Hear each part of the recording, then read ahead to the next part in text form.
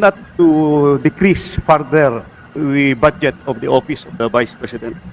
Sobra na ang laki ng ibinaba ng budget ng opisina ng Office of the Vice President. Despite the drastic reductions for Madam Speaker, Majority Leader. may we request that the Honorable Ungab stick to the motion to appeal the ruling of the sponsor rather than have an explanation? Yes, Madam Speaker. The budget of the OVP has been deducted 2 times already in 2024 and 2025, and another reduction in 2026 with really, I would say, cripple the office. Only 2/3 of the original budget has been left. So I move to, I would like to appeal the decision of the Chair, Mr. Speaker. Majority Leader. Madam Speaker, there being an appeal,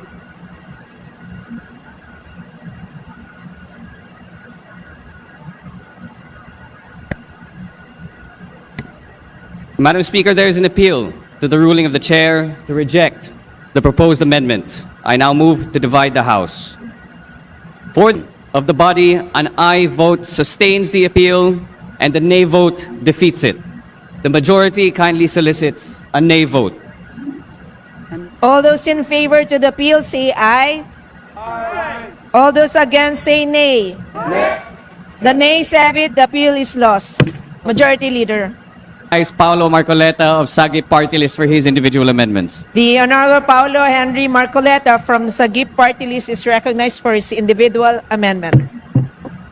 Madam Speaker, before I begin with my amendment, let me just manifest na lahat po ng aming proposed amendments Please ng proceed to minority your amendment. ay nireject po. Honorable Marcoleta, please proceed to your amendment. At ang Vice President na budget lang po ang inapprove ng plenaryo. What's your amendment, Yun Honorable lang Marcoleta? naman po. Anyway, Madam Speaker, this representation manifests a reduction to the funding items listed under the Presidential Communications Office, specifically under Item 2, lines 9 to 13, page 17 of House Bill number 4058, allocating the amount of 1,400,150,000 to the PCO for the hosting of the ASEAN Summit and meetings in 2026. As I have pointed out previously and repeatedly, it is my position that this funding is redundant, unnecessary, excessive, and a potential avenue for misuse or corruption. Meron na pong 10.7 billion na nakalodge sa Office of the President para sa ASEAN Summit. At a total of 17.450 billion for this ASEAN chairship. Yung pong 1.4 billion para sa PCO ay isang kalabisan. Kaya gusto ko po ay ilipat ito sa mga ahensya na mas karapat dapat makatanggap. Madam Speaker, may I proceed with the line proposed line Please amendments? proceed.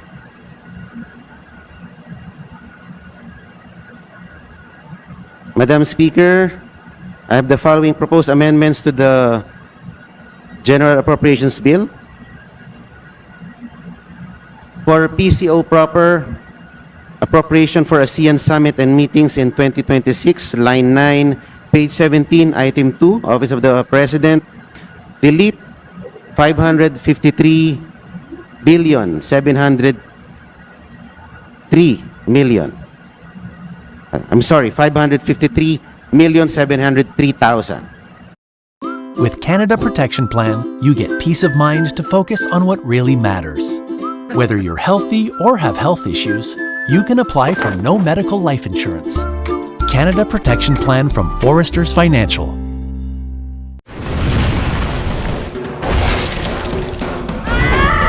Just leave it to UV E20. 53,703,000. What's the pleasure for sponsoring chair? Actually, I have several Please lines. proceed then. Shall I recite Honorable them line by Marcoleta, line? please continue.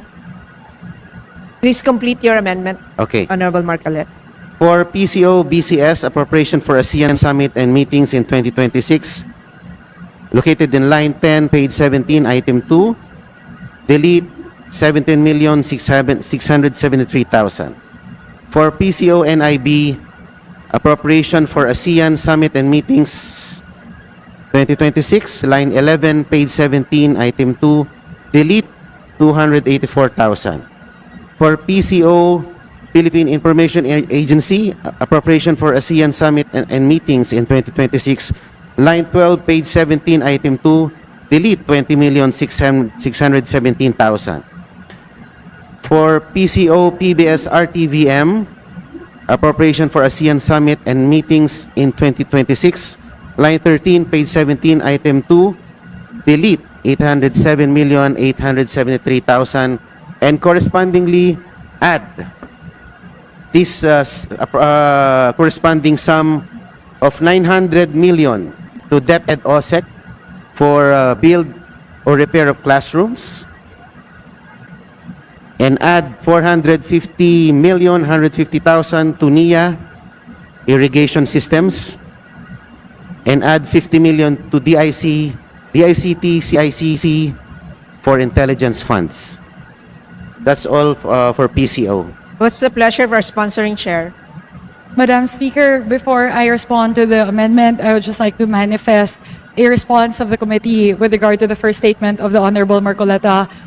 All the proposals with regard to amendments that were submitted by the majority, the minority, and the independents were all deliberated on during the committee hearings as well as the plenary deliberations. And a lot of the proposed amendments from the members of the House were incorporated into the second reading version of the General Appropriations Bill. So siguro po, Madam Speaker, I would just like to respond to that na hindi po totoo na dinireject po natin lahat po ng mga panukalang amyenda. Dahil marami po sa mga panukalang amyenda ay nakapaloob na po doon po sa second reading version ng General Appropriations Bill. So I just wanted to manifest that, Madam Speaker, para naman po malinawan po ang lahat na talaga pong collegial po yung ating body, and we are really harnessing on the collective wisdom of the House in crafting the final version of the General Appropriations Bill.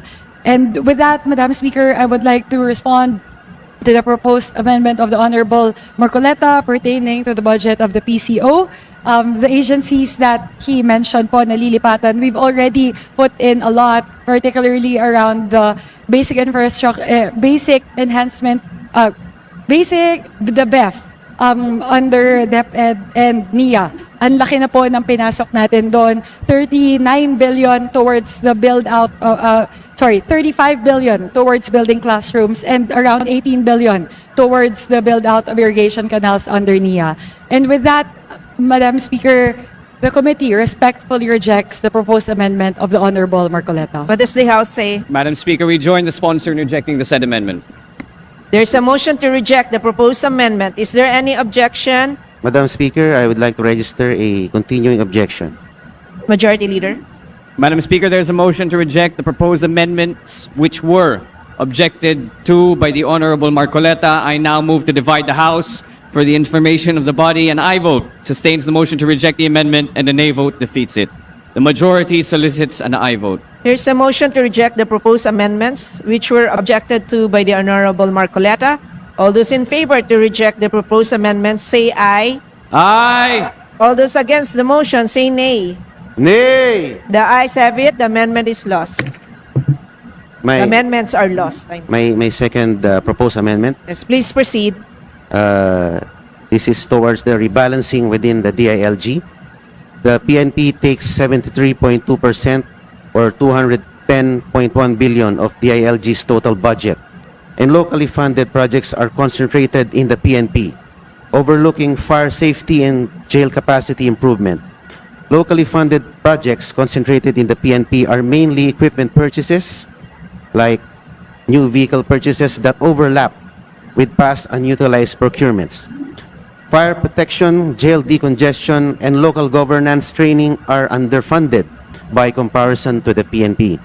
It is recommended that there be a reprogram for 2% or 4.2 billion of the PNP's 210.149B budget into 2.5B to BFP and 1.7 to BJMP for fire suppression assets and jail infrastructure upgrades. The 4.2 billion can come from locally funded and non-mission critical lines, administrative and duplicative allocations.